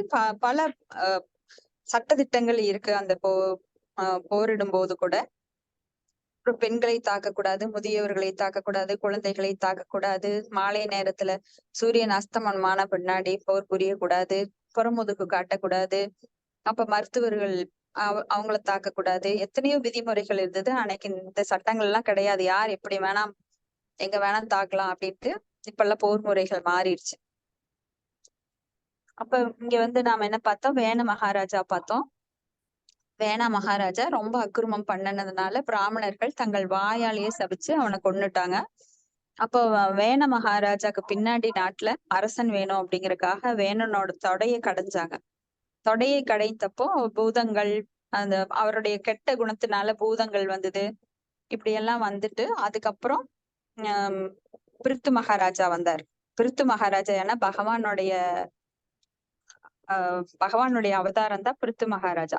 அப்ப பிருத்து மகாராஜா வந்து தன்னுடைய தந்தை வேணனுக்கு அவர் வந்து ரொம்ப கேவலமான ஒரு பிறவி எடுத்திருக்காரு அப்படின்னு கேள்விப்பட்டு அவருக்கு மறுபடியும் ஒரு நல்ல ஒரு அந்தஸ்தை தர்றதுக்காக அவர் வந்து வேள்விகள் எல்லாம் செஞ்சு அவரை அந்த இதுல இருந்து மீட்டெடுக்கிறாரு. ஏன்னா மகன் அப்படிங்கிறவங்க யாரு அப்படின்னா தன் தந்தை உயிர் போனதுக்கு பின்னாடி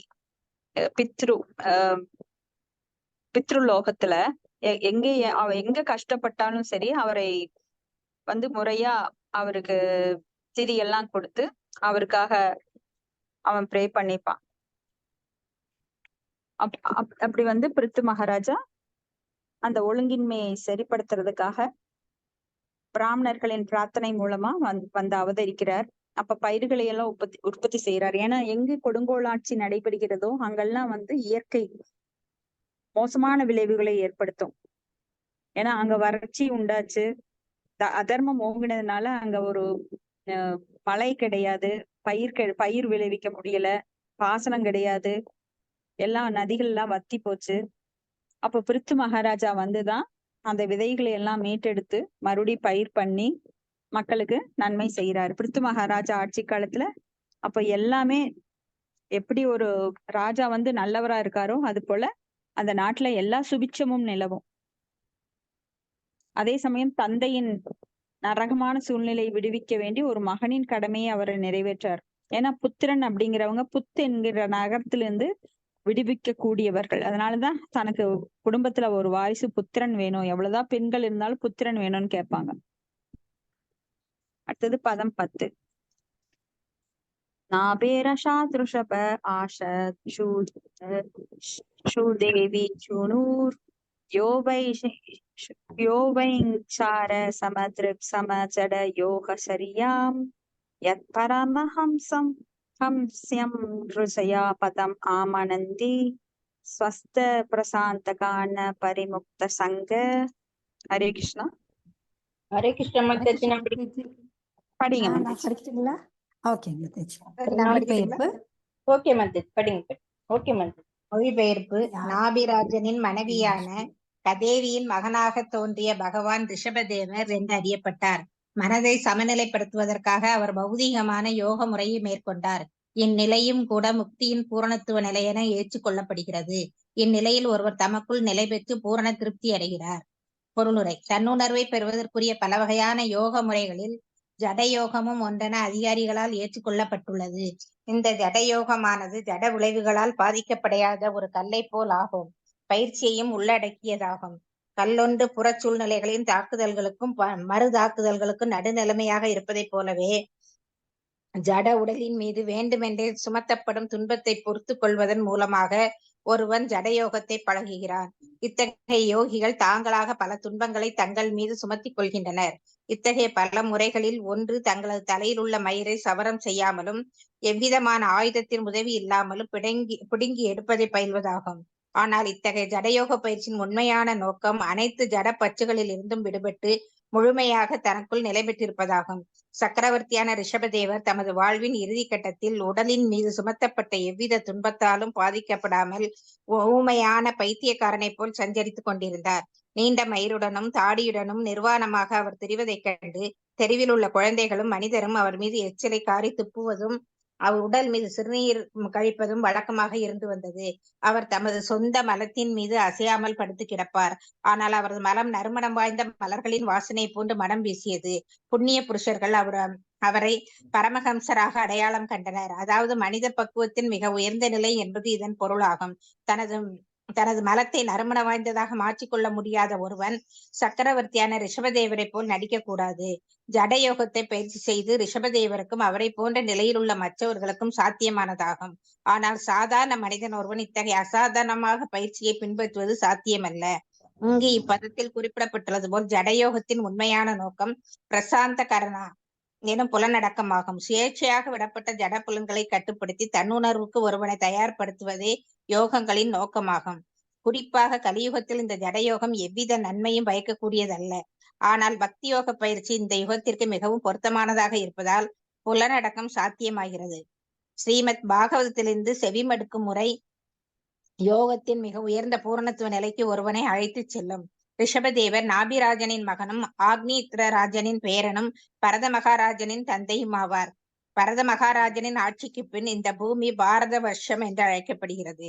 ரிஷபதேவருடைய தாயாரின் பெயர் இங்கு சுசேவி என்று குறிப்பிடப்பட்டிருந்தாலும் அவர் மேரு தேவி என்று அறியப்பட்டார்.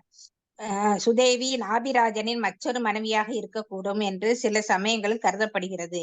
ஆனால் மகாராஜா ரிஷபதேவர் மேருதேவியின் மைந்தன் என்று வேறொரு இடத்தில் குறிப்பிடப்பட்டிருப்பதால் மேருதேவியும் சுதேவியும் வெவ்வேறு பெயர்களால் வழங்கப்படும் ஒருவரே என்பது தெளிவாகிறது. ஹரே கிருஷ்ணா. ஹரே கிருஷ்ணா மாதாஜி. தேங்க்யூ மாதாஜி. அப்ப இங்க வந்து நாம ஏற்கனவே பார்த்திருக்கோம் 5வது அத்தியாயத்துல ஸ்வயம்பு மனு. மனுக்கள்ல முதல் மனு வந்து ஸ்வயம்பு மனு. அவருடைய பிள்ளைகள் தான் பிரியவிரதன், முத்தானபாதர். அவங்களுக்கு பிரியவிரதனுக்கு பிறந்தது அக்னிதரன் பூர்வ சித்திங்கிறவங்களை மணக்குறாங்க. அவங்க மூலமா நாபி மன்னர், அவங்களோட மனைவி வந்து மேருதேவி. அந்த நாபி மன்னருக்கு பிறந்ததுதான் ரிஷபதேவர் பகவானுடைய அவதாரம். அவர்கிட்ட இருந்துதான் பரத மகாராஜா வர்றாரு. நம்ம பரத மகாராஜாவை பத்தி நிறைய பார்த்திருக்கோம். எப்படி அவர் ஜடபரதரா மறுபடியும் வந்தாரு, மானோட உருவம் எடுத்தாரு. அப்போ அவருக்கு வந்து அவர் செய்த தவத்தின் பலனாக மறுபடியும் அவருக்கு ஞாபகம் இருந்ததுனால மறுபடியும் அவர் வந்து அந்த மானோட உடலுக்கு அடுத்தது அவரு ஜடபரதரா வந்து எப்படி முக்தி அடைகிறார், பகவான்கிட்ட திரும்பி போறாருன்னு பார்த்தோம்.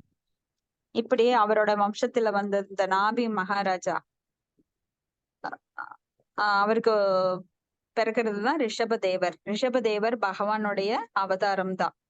அப்ப அந்த ரிஷபதேவர் வந்து அந்த காலத்துல பல வழிமுறைகள், யோக முறைகள் இருந்தது நாம பார்த்திருக்கோம். அஷ்டாங்க யோகம், ஹட யோகம், அப்புறம் தியான யோகம், இந்த மாதிரி கர்ம யோகம், பல யோகங்கள் இருந்தது. எல்லா யோகங்கள்லயும் சிறந்தது பக்தி யோகம் தான்.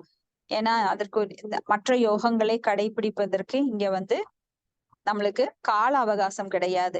ஏன்னா நம்மளுக்கு எல்லாம் இங்க இருக்கிறது 100 வயசுல அஷ்டாங்க யோகத்தை எல்லாம் கடைபிடிக்க முடியாது. அஷ்டாங்க யோகம் எல்லாம் அன்னைக்கு கொடுக்கப்பட்டிருந்தது அப்படின்னா அதுக்குரிய காலங்கள் இருந்தது. அப்புறம் ஒவ்வொரு யுகத்திற்கும் ஒரு யுக தர்மம் இருக்கின்றது. அப்ப இந்த யுகத்துல வந்து நாம மக்கள் மந்தாக சுமந்த மதையும் வந்த பாக்ககி உபத்திரதக அப்படின்றதுனால நம்மனால அஷ்டாங்க யோகங்கள் கடைபிடிக்கிறதுக்கு காலமும் கிடையாது, மக்களுக்கு மனோ பக்குவமும் கிடையாது. அது கால விரயம். அதனாலதான் நம்மளுக்கு இங்க சைத்தன்ய மகாபிரபு வந்து மிக எளிமையான பக்தி யோகம், சங்கீர்த்தனை யக்ஞம் அது நம்மளுக்கு கொடுத்துட்டு போயிருக்காரு. அந்த நாமத்தின் மூலமாகவே பகவானை அடைந்து விடலாம். நீங்க வந்து கோயில் கட்ட வேண்டியதில்லை, பல ஆண்டுகள் காட்டுல போய் தவம் பண்ண வேண்டியதில்லை, யாகங்கள் செய்ய வேண்டியதில்லை. அப்போ ஒவ்வொரு யுகங்கள், சத்திய யுகம், திரேதா யுகம், துவாபர யுகம் அப்படின்னு ஒவ்வொரு யுகத்துக்கும் ஒரு யுக தர்மம் இருக்கு. அப்ப அந்த காலத்துல நாபி மகாராஜாவோட மன்னர் ரிஷபதேவர் அந்த ஜட யோகத்தை அவர் வந்து மேற்கொண்டார். அப்ப அது வந்து ரொம்ப கடுமையானது. ஏன்னா அந்த யோக முறையில தங்களை தாங்களே வதைத்துக் கொள்வார்கள். அக்னியில நின்னு தவம் பண்ணுவாங்க, ஒற்றை கால்ல நின்று தவம் பண்ணுவாங்க, ஊசி முனையில தவம் பண்ணுவாங்க, தங்கள் முடிகளை எல்லாம் வளர்த்தி அதை வந்து கையிலேயே பிச்சு எடுப்பாங்க. அந்த அளவுக்கு கடுமையா அவங்கள வருத்திக்குவாங்க. இதனோட உள்நோக்கம் என்ன, எதற்காக இதை பண்றாங்க அப்படின்னா அவங்க ஜடப்பற்றிலிருந்து விலகுவதற்காக அதை பண்ணுகிறார்கள். இப்ப ஜைனர்கள் எல்லாம் இந்த காலத்துல கூட பாத்தீங்கன்னா ஜைன மதத்துல அந்த மாதிரி தான் முடியெல்லாம் பிடிக்குவாங்க. ரொம்ப வலி வேதனையுடையது அதெல்லாமே. ஆனா அவங்க நடக்கும்போது பாத்தீங்கன்னா அந்த மயிலிறகு வச்சு அது தள்ளிதான் நடப்பாங்க, எந்த ஒரு உயிரையும் கொல்லக்கூடாது அப்படின்னு. ஆனா இது எல்லாம் எதுக்காக அப்படிங்கறது பின்னாடி அவங்க நிறைய இத மறந்துடுறாங்க. வெறும் சடங்குகளை மட்டுமே ஃபாலோ பண்ண ஆரம்பிச்சிடுறாங்க நிறைய பேரு. அப்ப இங்க வந்து ரிஷபதேவருடைய வழிவந்தவர்கள் தான் என்ன நினைச்சுக்கிறாங்க அப்படின்னா அந்த உண்மையான கொள்கைகளையா மறந்துட்டு வெறும் அந்த சடங்குகளை மட்டும் பின்பற்றி சைனர்கள் அப்படின்னு சொல்லிட்டு அது ஒரு மதத்தை உருவாக்கிட்டாங்க. ஏன்னா அந்த காலத்துல ஒரு மன்னர் ரிஷபதேவரை பார்த்து ரொம்ப அட்ராக்ட் ஆனாரு. ஆனா அவருடைய கொள்கைகளை மறந்துட்டு அந்த சடங்குகளை மட்டும் ஏத்துக்கிட்டார். அது வழியா வர்றப்ப என்னாச்சுன்னா சைனர்கள்னு ஒரு தனி பிரிவு ஆயிடுச்சு.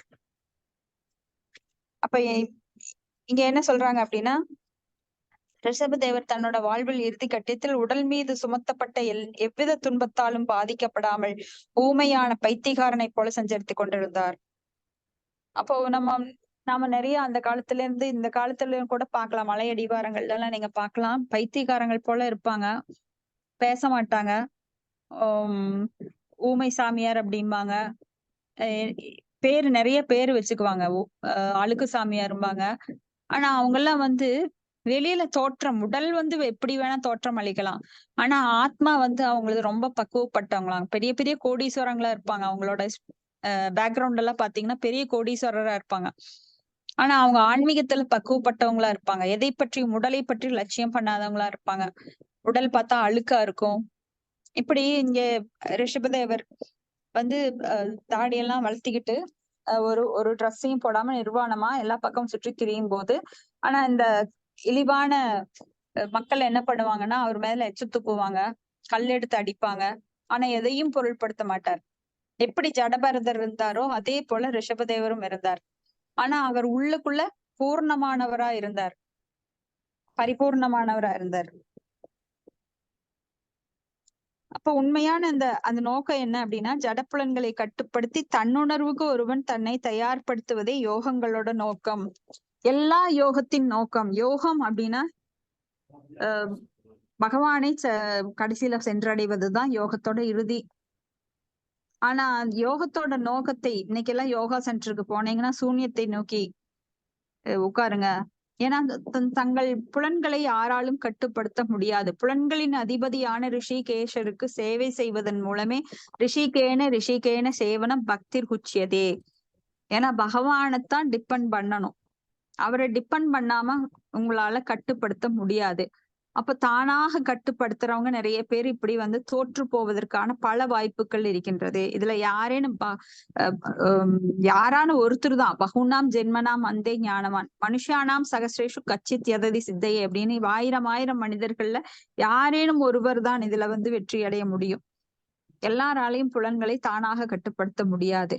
அப்ப பகவானை நோக்கி கண்கள் என்றும் அவர் உருவத்தை காண்பதாலும் பகவானுக்கு சேவனம் செய்வதாலும், அப்ப அந்த பிரஜல்பா பேசுற வாயை கட்டுப்படுத்துறது எப்படி? பிரசாதம் சாப்பிடுறதுனால, பகவானை பற்றி நாமம் ரூபம் குணம் லீலைகளை பேசுறதுனாலையும் கட்டுப்படும். ஆனா நீங்க தானா கட்டுப்படுத்த இந்த யோகிகள் மாதிரி முயற்சித்தா, அந்த காலத்துல கூட யோகிகளுக்கு அவ்வளவு டிஸ்ட்ராக்ஷன் கிடையாது. நானா இந்த காலத்துல பாத்தீங்கன்னா மொபைல் போனை எடுத்துட்டாலே போயிடலாம். இந்த எல்லையில இருந்து அந்த எல்லைக்கு போற வரைக்கும் உங்களுக்கு என்னென்ன வேணுமோ அத்தனை விஷயங்கள் இருக்கு.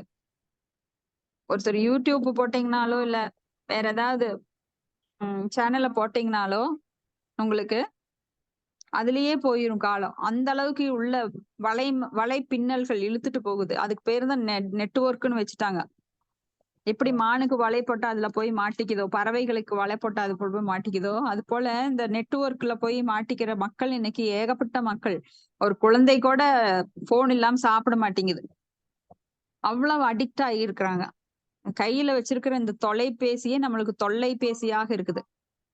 ஏன்னா அதுல அத்தனை விஷயங்கள் A to Z வரைக்கும் எல்லாம் இருக்குது. நல்ல விஷயங்கள் கம்மியா இருக்கு, கெட்ட விஷயங்கள் அதிகமா இருக்கு.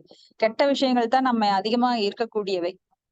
அப்ப இந்த போனை வச்சுக்கிட்டாலே நம்ம கெடுறதுக்குரிய வாய்ப்பு நிறைய இருக்கு. ஆனா அந்த போனையே நம்ம என்ன பண்றோம், நாம பகவானுக்காக பயன்படுத்துறோம்.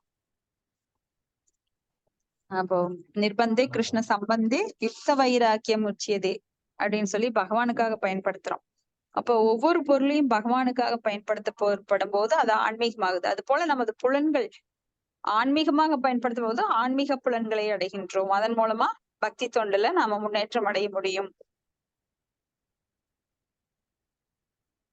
அடுத்தது பதம் 11 நாளைக்கு பார்க்கலாம். இதோட முடிச்சுக்கலாம். உங்களுக்கு ஏதாவது கேள்வி சந்தேகம் இருந்தா நீங்க கேட்கலாம். ஹரே கிருஷ்ணா மாதாஜி.